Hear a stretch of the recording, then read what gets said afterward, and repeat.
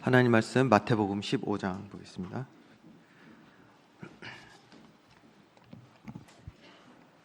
마태복음 15장 오늘 20절까지 봐야 되는데 시간상 우선 1절부터 11절까지 우리 같이 교독해 보겠습니다. 제가 먼저 읽겠습니다. 그때 바리새인과 서기관들이 예루살렘으로부터 예수께 나와 이르되 당신의 제자들이 어찌하여 장로들의 전통을 범하나이까? 떡 먹을 때에 손을 씻지 아니하나이다.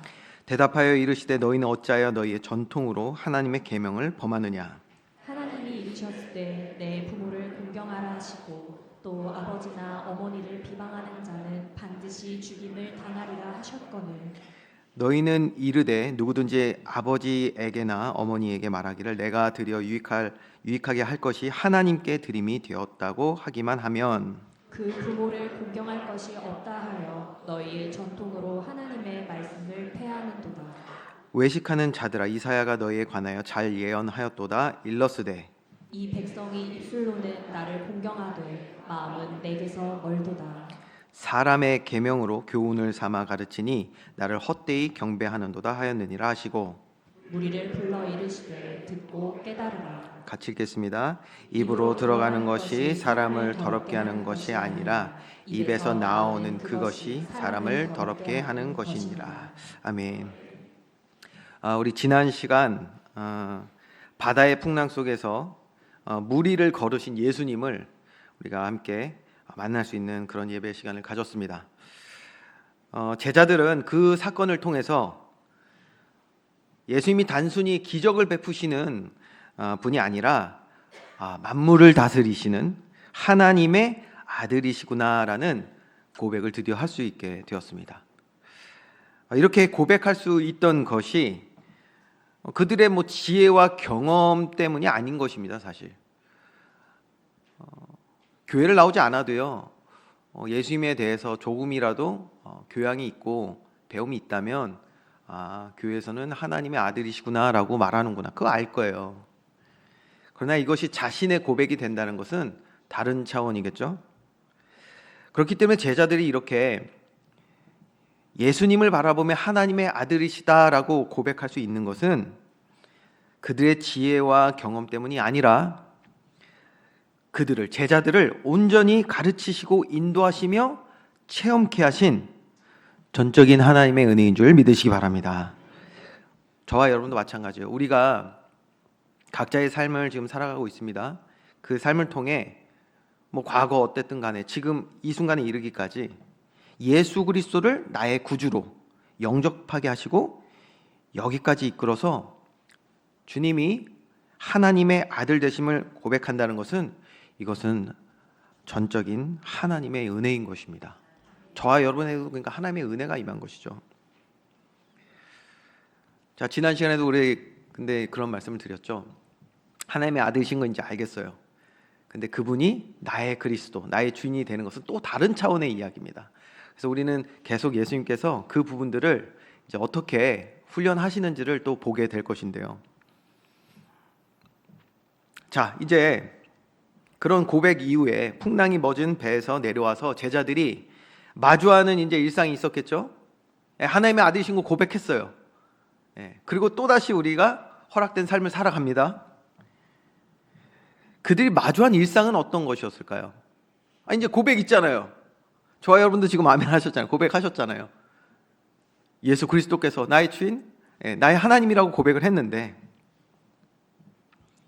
그렇죠? 얼마나 많은 기적을 지금 이들이 보고 체험하고 있습니까? 근데 오직 예수님만 믿고 따르는 그런 삶이 되었을까요? 참 제자들의 이러한 모습들이요, 정말 우리들의 모습이 아닌가라는 생각을 합니다. 그 많은 그 기적을 보고 가르침을 받고 예수님께서 지금 여기서 지금 여러분에게 말씀 주신다고 생각해 보세요. 얼마나 영광스럽습니까? 말씀 듣고요, 기적을 체험하고요.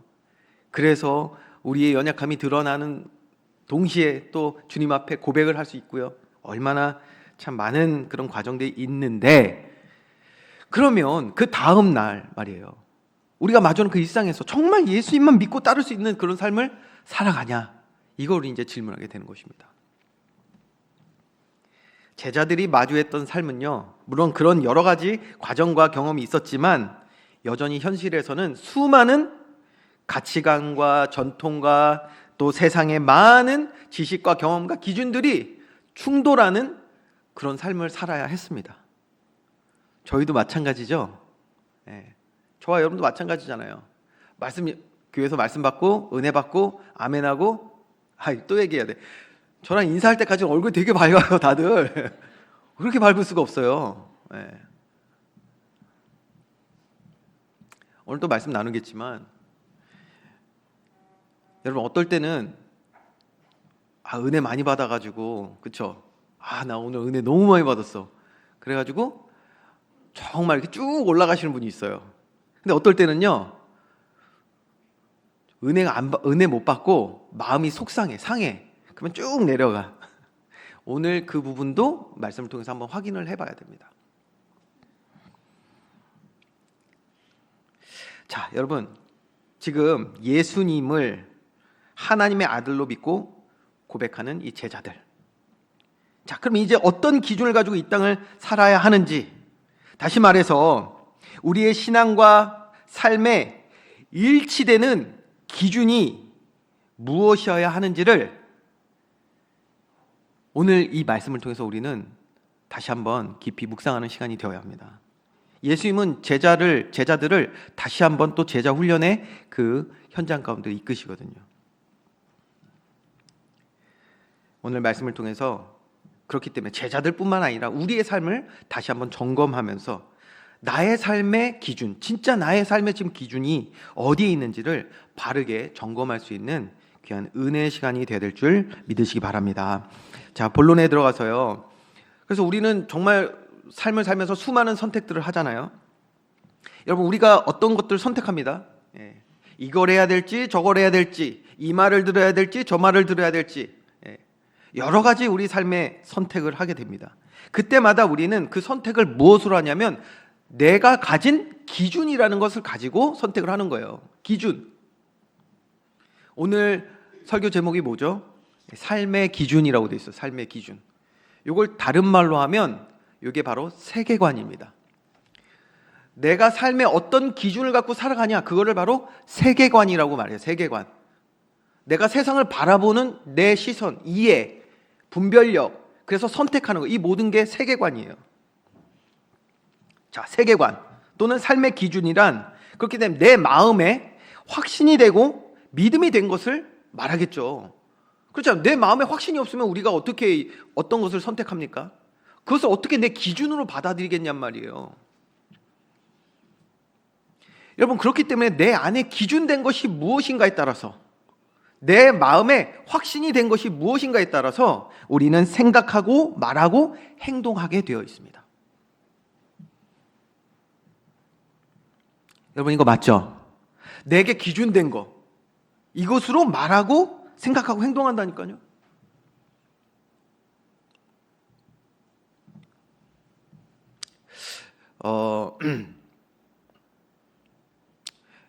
옆나라 이야기를 또 하나 할게요. 제가 요번에 또 봤는데 옆나라 보니까 이 문제가 하나가 뭐냐면, 제가 일부러 옆나라라고만 하겠습니다. 또 괜히 나라 얘기하면 여러분들이 여러 가지 생각하실 것 같아서.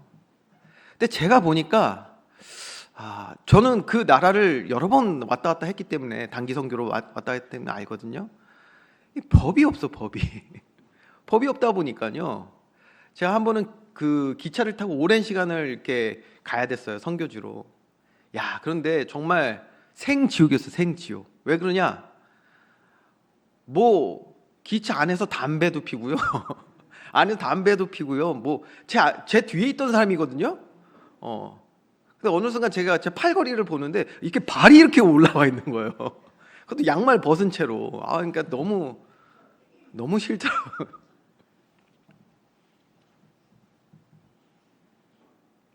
충격받은 거 하나 얘기 드릴게요. 충격받은 거. 거기는 아이들이요, 입는 옷들 중에 좀 어린 아이들, 한 4세 미만 아이들이 입는 옷에 뭐가 있냐면, 이 앞부터 뒤까지 해가지고 자크가 있어요. 지퍼가 있다니까. 이게 바지가 있잖아요. 그럼 가운데 지퍼가 있어. 그 다음에 아이가 마렵다 싶으면 그걸 바로 열어요. 그 자리에서 바로 하는 거예요. 자, 여러분, 그걸 보면서 여러분들 야, 참 기발하다, 잘한다 라고 생각하시는 분이 있는가 하면 있을 수도 있으니까 우리가 다 그걸 다 이해해야 되잖아요. 있을 수 있는가 하면 이걸 들으면서 좀 불편하신 분들도 있을 거예요. 그렇죠? 최근에도 어떤 영상이 나왔는데 이게 이해가 안 되는 거예요. 쇼핑몰이거든요. 다 큰 분이에요. 다 큰 사람. 근데 마려웠나 봐. 급했나 봐. 그 자리에서 하시더라고. 그 영상이 나오면 제가 그거 보면서 얼마나 충격받았는지.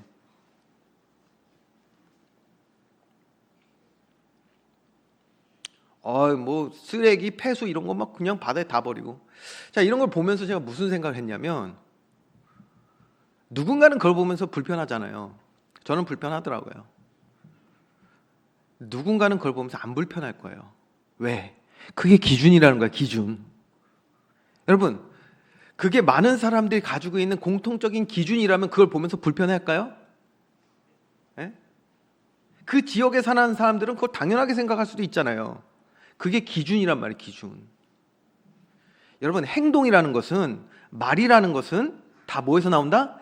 기준에서 나오는 거예요, 기준. 삶의 기준. 자신이 가진 이 세계관에서 나오는 거예요.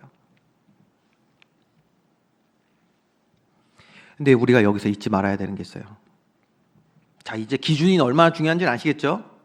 여러분, 내가 다른 사람에게 말하고 어떤 행동을 하고 우리가 무엇을 보고 판단하고 느끼고 이게 맞다 저게 맞다 하는 모든 것은 뭐다? 기준이에요, 기준.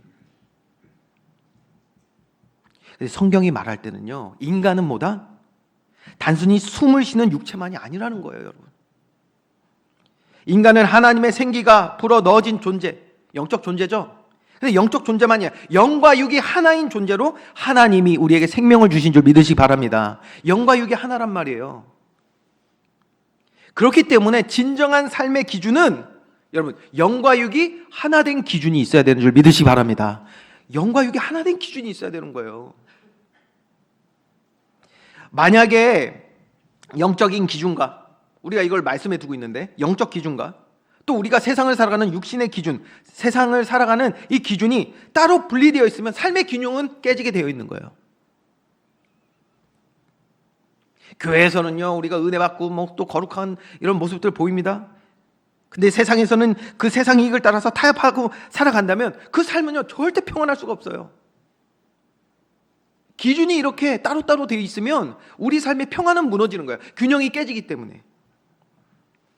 결코 참된 평안과 기쁨, 바른 응답을 얻을 수도 누릴 수도 없는 것입니다.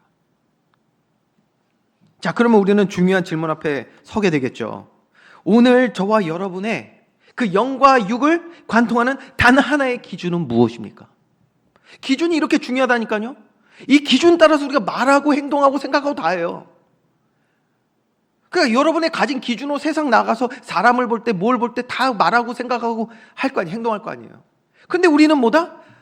육신만 있지 않단 말이에요. 영이 있단 말이에요. 영과 육이 하나인 존재인데 그러면 이 두 영과 육이 하나인 우리들의 삶 가운데 무엇이 필요하냐면 삶의 기준이 필요해요. 이 통일된 기준이 뭐냔 말이에요, 이게. 혹은 따로따로입니까, 지금? 그러면 균형이 깨진다니까요. 이게 따로따로가 되면요, 교회에서는 소위 말하면 홀리한 척, 거룩한 척.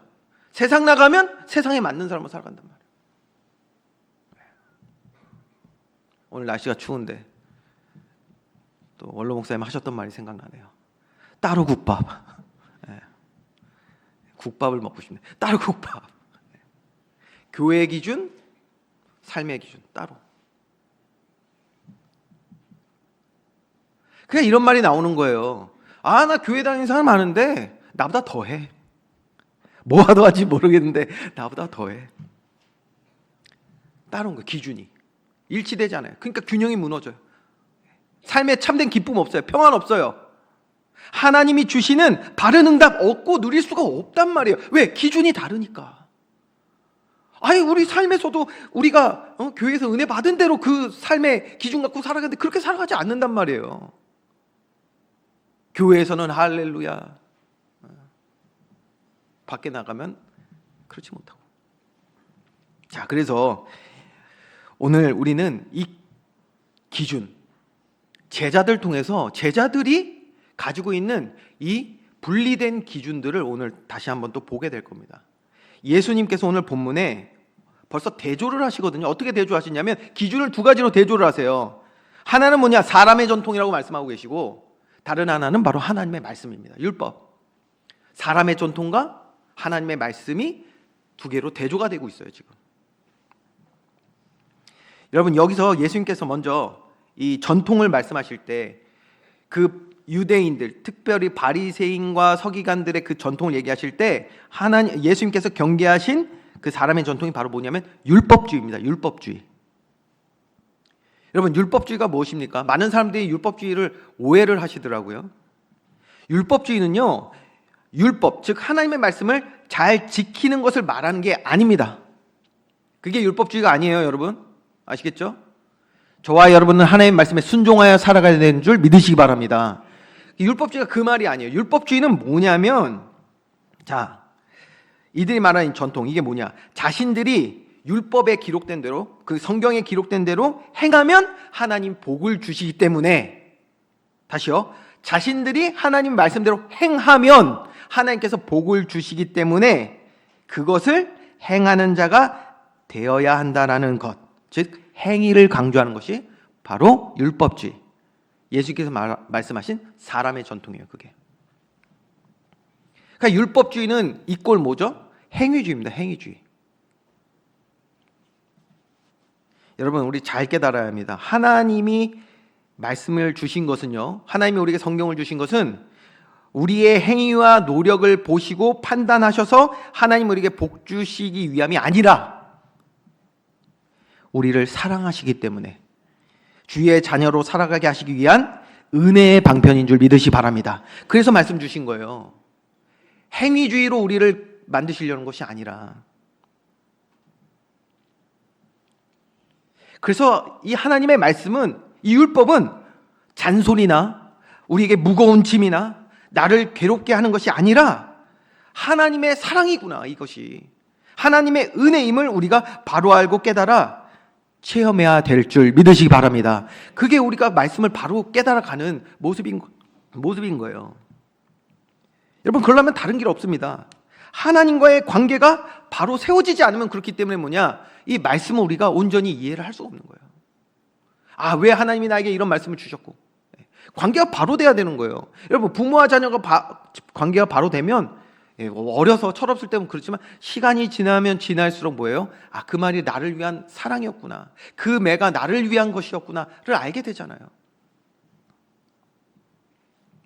하나님을 알고 그와 교제하게 되어질 때, 교제함이 있을 때, 그래서 어떻게 나를 도우시고 계신지, 나를 얼마나 사랑하시는지에 대해서 우리가 바로 알게 될 때, 모든 주의 말씀은, 그렇죠? 모든 주의 말씀은 날 향한 사랑이 되며 나를 살리는, 나를 단련하시는, 나를 존귀하게 또 영광스럽게 세우시는 기쁜 소식, 복음이 되게 되는 줄 믿으시기 바랍니다. 복음이 되는 거예요.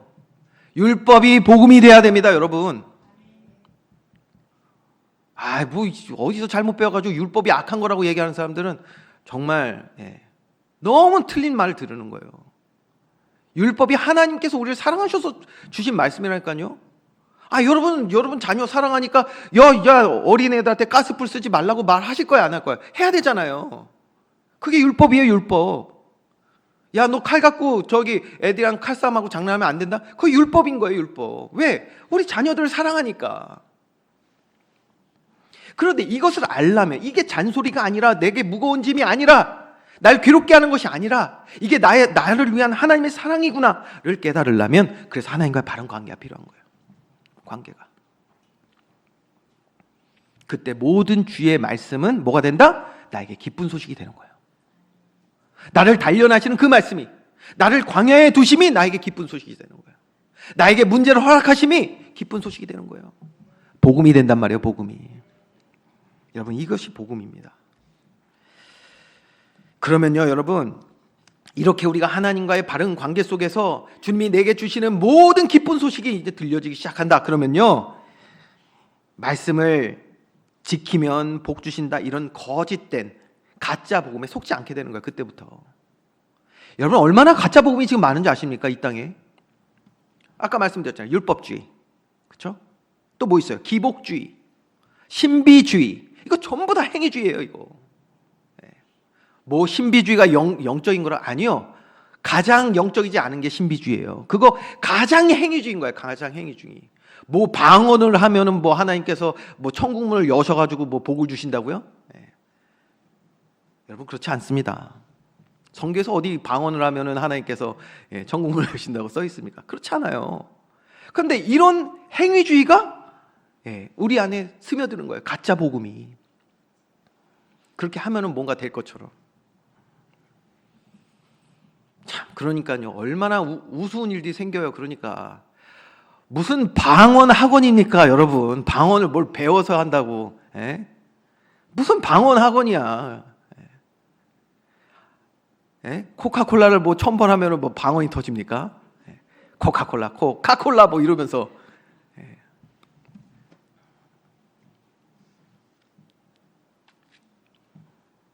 야, 제가 나중에 좀 더 말씀드리겠지만 그리스도가 모든 문제 해결자라고 이렇게 얘기하면서 이거를 행위주의로 가져가는 사람들이 뭐라고 하는지 아십니까, 여러분? 제가 예전에 들었어요. 그리스도를 하루에 100번씩, 1000번씩 외치면은 모든 문제 해결된다는 거예요. 여러분, 그거 유사 가짜 복음입니다. 절대 그런 것이 아닙니다. 여러분, 그런다고 하나님과의 관계가 회복되냔 말이에요. 실제로 내 삶의 기준은 세상을 향하고 있는데, 그렇죠? 절대 그럴 일 없는 것이죠. 깨달아지는 은혜의 길을 주님의 이름으로 축원드립니다. 어떻게 되냐? 여러분, 말씀을 우리가 바로 깨닫는 자가 되면 어떻게 되냐? 하나님이 나의 아버지 되시는 축복을 누리게 될 줄 믿으시 바랍니다. 관계 회복. 그러면 내게 부족함이 없습니다. 이 고백이 나오게 되는 거예요. 여호와는 나의 목자시니 하나님이 나의 아버지 되시니 그 관계가 회복되니 내게 부족함이 없으리로다. 주님 한 분만으로 나는 풍성하고 만족합니다. 주님 사랑합니다. 이런 고백이 나오지 않겠습니까? 해라 마라가 아닌 것이죠. 자발적으로, 의지적으로.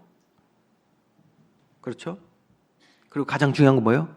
감사함으로 주의 말씀에 순종하게 될 줄 믿으시기 바랍니다. 감사함으로. 오직 말씀. 그러니까 오직 은혜 되지 않겠습니까?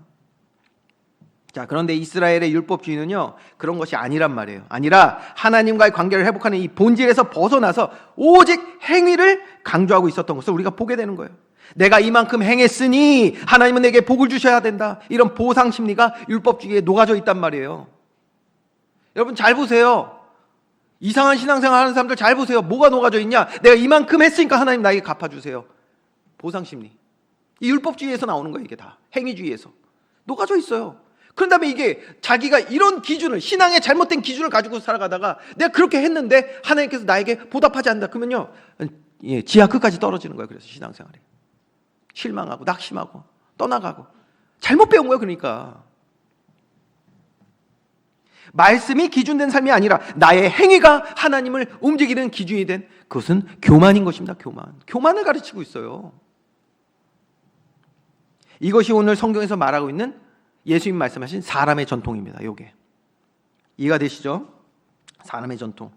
바리새인들은 이 행위주의에 빠져서요, 이제 뭐하냐, 악습을 만들게 되는데, 저 오늘 하나 좀 소개해 드릴 거예요. 고르반이라는 단어를 제가 소개해 드릴 건데, 오늘 읽은 본문 말씀에 예수님이 고르반이라는 것에 대해서 이제 지적을 하시는 내용이 있어요.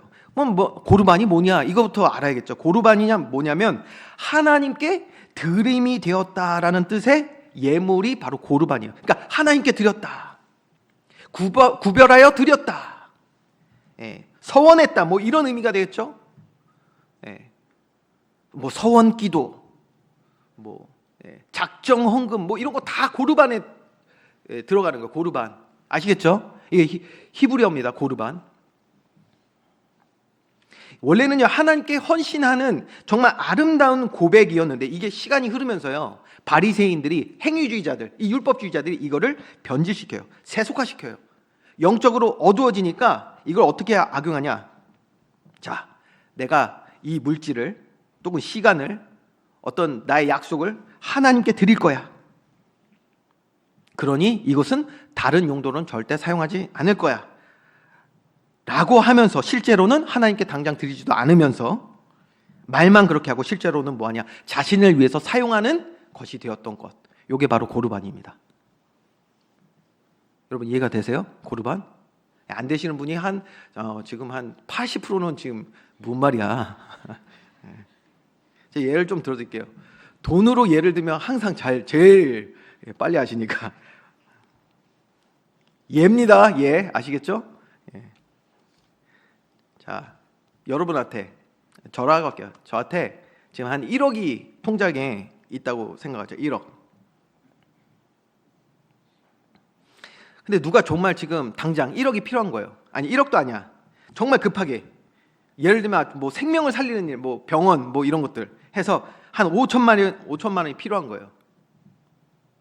근데 그 1억 가진 사람이 평상시 하도 자랑을 해가지고 1억 있는 거 알고 있었어요. 그래서 사정을 이야기하는 거예요. 돈을 좀 급히 빌리고 반드시 갚겠다고 이제 약속도 하고 뭐 모두 쓰고 뭐 다 했다고 쳐요. 이야기하고 돈을 좀 급히 빌리려고 하는 거예요. 근데 이 사람이요, 그 돈을 자기가 자랑했지만 빌려주는 게 너무 아까운 거야. 아까워. 자기 위해서 쓰고 싶은데 당장 쓸 것도 아니지만 아까워. 그냥 누구한테 빌려준다는 것 자체가 아까워. 그래서 미안하다고. 근데 이 돈을 하나님께 헌금하려고 준비한 것이라고. 그래서 빌려줄 수 없다. 미안하다고 하면서 뭐한다? 고르반 해버리면 되는 거예요. 아시겠죠? 이게 고르반이에요. 지금 원래는 이 고르반이 하나님께 정말 구별해서 드린다는 아주 좋은 의미를 갖고 있는데 이 바리새인들은 이걸 이렇게 지금 사용했단 말이에요. 자, 이걸 아시고 오늘 본문 내용을 보시면 되는 거예요. 본문 내용 한번 볼까요? 3절부터 다시 봅니다. 3절 보면 대답하여 이르시되, 지금 이 바리새인들이요, 그 예수님의 제자들이 손 씻지 않고 먹은 거에 대해서 지금 뭐 전통 갖고 지금 시비를 붙이고 있잖아요. 이때 하신 말씀인 거예요. 대답하여 이르시되 너희는 어찌하여 너희의 전통으로, 자, 너희의 전통으로, 이런 단어들이 중요한 거예요. 너희의 전통은 뭐예요? 하나님의 말씀, 하나님의 계명을 범하느냐? 하나님이 이르셨으되 내 부모를 공경하라 하시고 또 아버지나 어머니를 비방하는 자는 반드시 죽임을 당하리라 하셨거늘. 자, 그 다음 중요해요. 이제 고르반이 나와요. 너희는 이래 누구든지 아버지에게나 어머니에게 말하기를. 자, 아버지가 어머니가 말한 거예요. 그러니까 뭔가 이제 부탁한 내용이 있겠죠, 자녀들에게. 그런데 뭐예요? 내가 드려 유익하게 할 것이 하나님께 드림이 되었다. 고르반. 이게 고르반이에요 지금.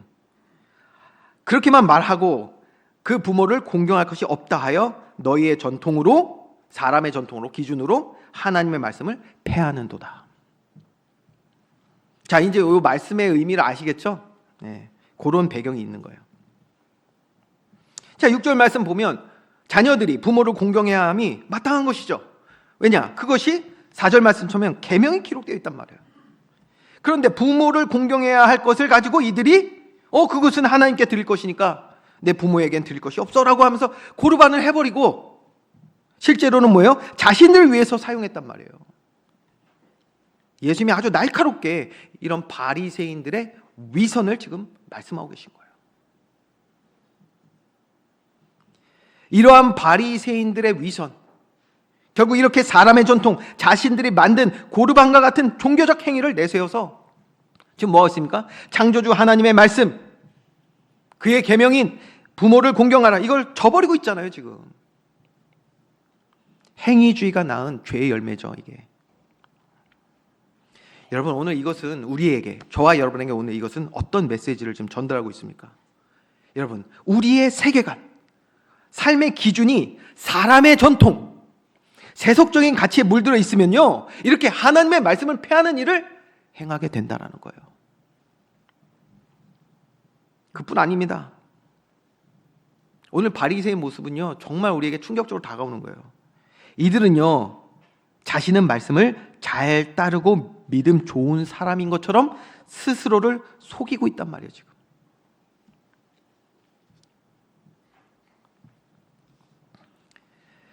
많은 사람들이 이렇게 말씀을 가지고도 삶의 기준과 말씀의 기준을 일치시키지 못한 삶을 살아가다 보니까 이런 위선적인 모습이 나타난다. 스스로가 바리새인이요 서기관처럼 회칠한 무덤이 스스로 되어가고 있음을 깨닫지 못하는 그러한 시대를 우리가 혹시 살아가고 있지는 않은지. 그렇다면 여러분, 문제는 무엇입니까?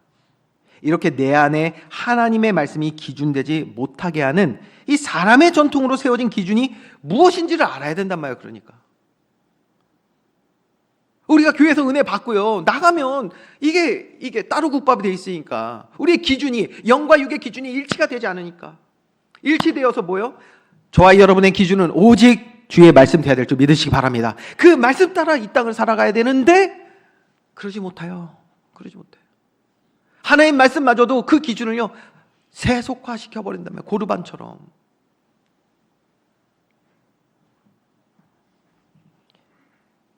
그러니까 우리 안에 이렇게 내가 하나님 자녀로서 살아가지 못하고 주님의 그 신령한 축복을 누리지 못하는 내 안에 이 기준들, 세계관이 뭔지를 잘 볼 수 있어야 되거든요. 지금 바리새인들은 못 봐요. 이걸 못 봐요. 너무 어두워. 여러분, 근데요, 내 안에 어떤 기준이, 어떤 세계관이 세워졌는지 우리 스스로 알 수 있습니까? 없다면 이를 어떻게 깨달아 알 수 있겠습니까? 성경은 분명히 이렇게 말합니다. 오직 나를, 내 자신을, 나의 영혼을 바로 보게 하시는 주의 말씀, 우리를 바로 보게 하시는 말씀의 거울이 필요한 줄 믿으시기 바랍니다. 말씀으로 거울 삼아 우리를 볼 수 있어야 돼요. 그래서 주의 풍성한 은혜 가운데 우리의 지정의가 온전히 회복되는 복된 날 되어야 될 줄 믿으시기 바랍니다. 오늘 이 시간이 그런 시간 되어야 돼요. 왜 그렇습니까? 여러분, 제자들의 이 상황 속에서 제자들의 반응도 잠깐 볼까요? 제자들이 지금 어떻게 반응하고 있는지 여러분 보세요. 12절 말씀 여러분이 한번 읽어보겠습니다. 12절 시작. 이에 제자들이 나와 이르되 바리새인들이 이 말씀을 듣고 걸림이 된 줄 아시나이까. 여러분, 이 말씀 지금 이 고르반에 대해서, 그래서 예수님께서 너희들의 지금 기준은 영과 육이 일치되지 않은 너무나도 세속적인 거야 라고 지금 말씀을 하신 거잖아요. 너희들이 고르반을 그렇게 지금 만들고 사용하고 있는 거, 그거 다 드러내셨잖아요, 예수님께서. 자, 이런 상황 속이었어요. 그랬더니 제자들이 뭐예요? 나와서 예수님한테 말씀을 드리는 거예요. 예수님, 너무 세게 말씀하지 마세요. 지금 이런 장면이에요. 이해가 되시죠? 지금 바리새인들이 그 말 듣고 지금 기분 나쁘면 어쩌시려고 그래요. 제자들이 지금요, 심리적으로 굉장히 불안해하는 모습이 12절의 말씀이에요. 왜 그랬을까요? 제자들은 왜 이렇게 불안해했을까요? 여러분, 당시 바리새인들은요, 서기관들은요, 보통 사람이 아닙니다. 그들은 엄청난 종교적 권위를 가진 사람들이에요. 지금 어느 나라를 제가 비유를 해야 될지 모르겠는데 좀 적절하진 않을 수 있는데, 이란 같은 나라, 지금 뭐 말이 많지만 거기가 지금 신정 통치를 하고 있잖아요. 그렇기 때문에요, 종교 지도자들이 모든 것을 좌지우지할 수 있는 그런 나라들 여전히 있거든요. 자, 유대인들에게 바리새인 서기관들은요, 엄청난 사람들인 거예요. 우리가 지난번에 봤던 회당장보다도 더 대단한 사람들이 바로 바리새인 서기관들이에요. 제자들이요, 여전히 그들의 권위에 눌려 있다라는 게 여기 보이는 거예요. 여기에 눌려 있어요. 그렇기 때문에 그들이 만든 전통을 어기는 것에 대한 두려움을 느끼고 있어요. 이게 참 그래요. 이게 재밌어요. 뭐가 재밌냐? 여러분, 제자들이 방금 전 우리가 봤던 그 말씀의 상황에서 어떤 상황을 마주했습니까? 어떤 상황을 마주했어요? 예수님께서 말이에요, 그가 친히 창조하신 물 위를 걸어서 그들에게 오셨잖아요. 그래서 그들이 뭐라고 말했냐? 하나님의 아들이라고 고백했잖아요. 예수님께서 물 위를 걸으셨다. 세상 상식과 과학을 뛰어넘는 그 모든 것을 행하신 예수님. 그래서 그들이 정말 진정으로 고백했던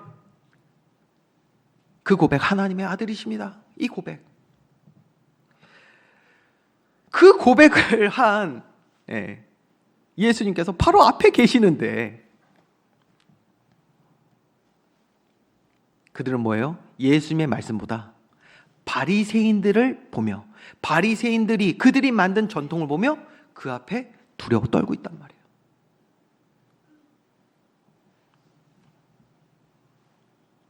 여러분 여기서 우리는 무엇을 볼 수 있습니까? 이거 이제 앞으로 또 계속 이어지는 말씀이거든요.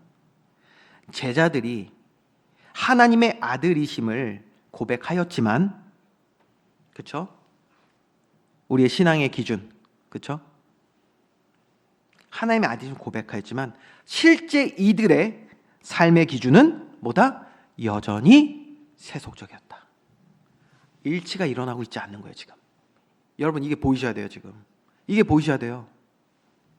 많은 지금 주의 백성들이 이렇게 살아가고 있단 말이에요. 객관적인 고백은 있어요. 주님이 우리 하나님이시고 주인 되시고 있어요.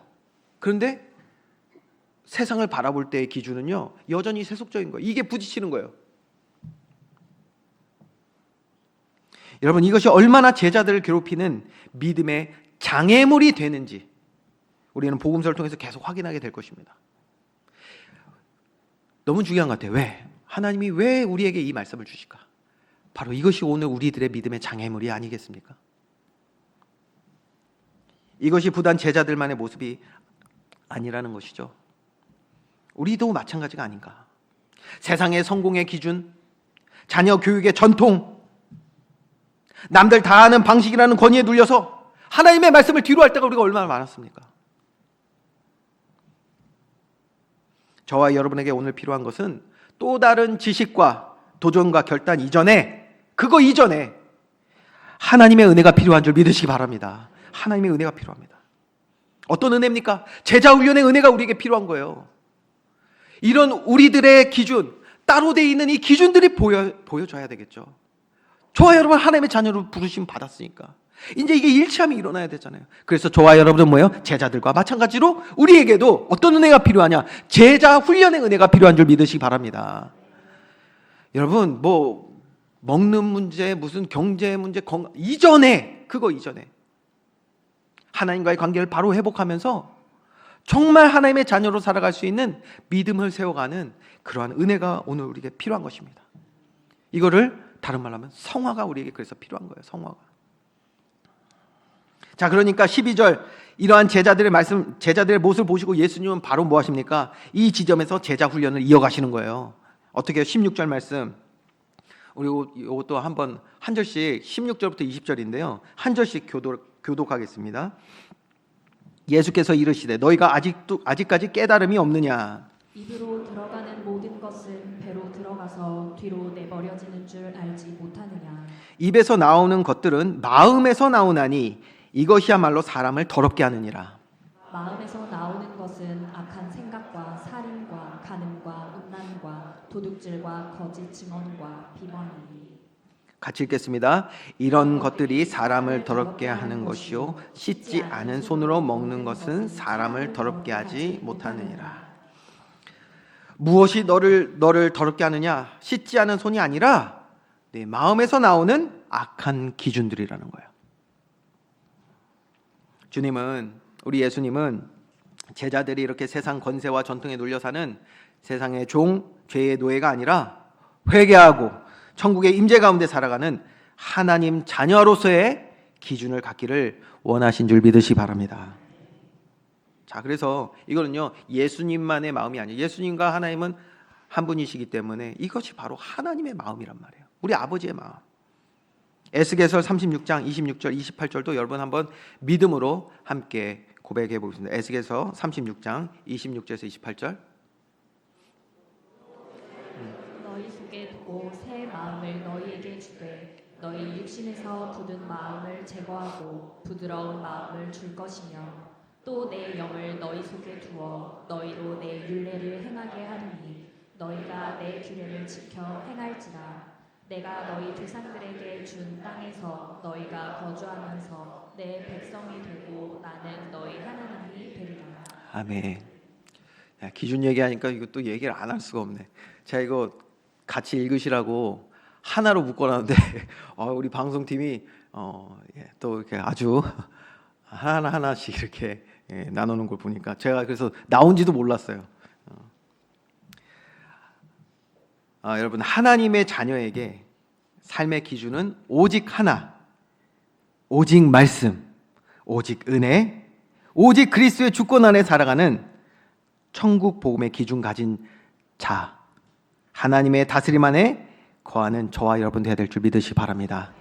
이게 저와 여러분의 기준이 되어야 됩니다. 이걸로 일치가 돼야 돼요. 이것을 주님께서 지금 훈련하고 계신 거예요. 우리를 바꿔가시는 이 일을 하시는 것입니다. 결론입니다. 오늘 저와 여러분의 삶을 지탱하고 또 너무나도 당연하게 또 자연스럽게 삶을 이어가게 하는 여러분 기준이 무엇입니까?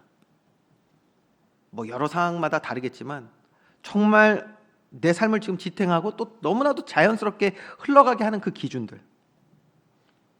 혹시 우리도 바리새인들처럼 겉으로는 신앙적인 명분을 내세우면서 고르반하면서 실제로는 내 이기심과 탐욕을 채우는 행위주의에 빠져있는 그런 신앙생활을 하고 있지는 않습니까? 영과 육이 분리된 기준은요, 우리를 위선자로 만든다는 것을 우리는 잊지 말아야 됩니다. 예수님께서 지적하셨던 회칠한 무덤. 그러나 영과 육이 말씀으로 하나 된 기준은 저와 여러분에게 하늘 천국문이 열리는 신령한 복이 임하는 진정한 자유와 평안을 얻게 되는 줄 믿으시기 바랍니다. 그래서 우리는 말씀의 기준, 이것을 가지고 2026년도에 하나님 주시는 응답 누리며 살아가기를 간절히 소망해야 하는 것입니다. 여러분, 나의 행위로 하나님을 감동시키려고 하지 마시고요. 이미 우리에게 임한 천국을 누리며 그의 나라의 질서와 법인 하나님의 말씀이 기준된 삶, 그래서 하나님의 사랑과 공의로 허락하신 삶을 채워가는 그러한 우리들의 삶이 될 때 우리를 통해 주의 영광 가득하게 나타나게 될 줄 믿습니다. 그래서 입술로만 주님을 공경하는 것이 아니라 우리의 마음의 중심이 주님께 고정되어서 세상의 어떤 전통과 권위 앞에서도 여러분 당당하게, 앞으로 그런 시대가 점점 우리에게 다가오고 있지 않습니까? 정말 주님의 말씀 앞에 당당하게 세상 그 어떤 소리에도 우리의 믿음을 지킬 수 있는, 그래서 말씀의 길을 걷는 참된 제자, 또 그 안에서 주시는 하나님의 신령한 복을 누리는 참된 증인으로 이 땅 살아가는 저와 여러분 되기를 주님의 이름으로 축원드립니다. 기도하겠습니다.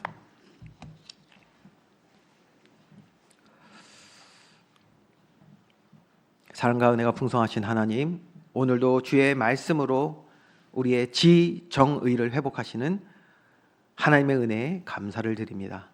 이 은혜가 우리 삶 가운데 날마다 지속되어서 승리케 하여 주시옵소서. 감사드리며 예수 그리스도의 이름으로 기도합니다.